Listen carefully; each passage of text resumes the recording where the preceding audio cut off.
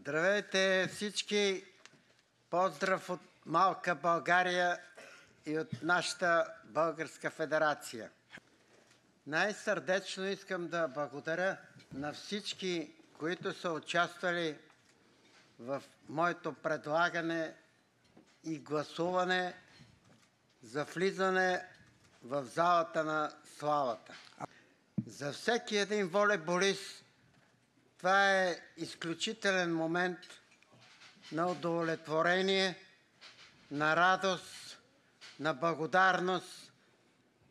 Връщайки се към спомените, когато е бил млад и когато е играл и какво е правил, и за него това е изключителна радост, че има хора, които помнят какво е било в миналото с неговата игра.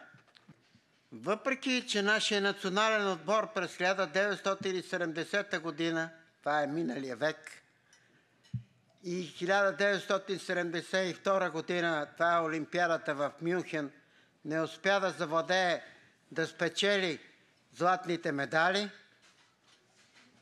аз искам да благодаря, че въпреки всичко съм оценен по достоинство и съм избран да бъда член на славата. Съвременният волейбол е нещо много красиво и всичко това се получи благодарение на ръководствата на световната, на европейската и на държавните ръководства, защото промените на правилата дадоха възможност тази игра да стане още по-красива, още по-динамична и хората да посещават, да се възхищават и да се радват. Волейбола е в сигурни ръце и той ще цъфти и ще върви нагоре в неговото развитие. Благодаря ви. Thank you.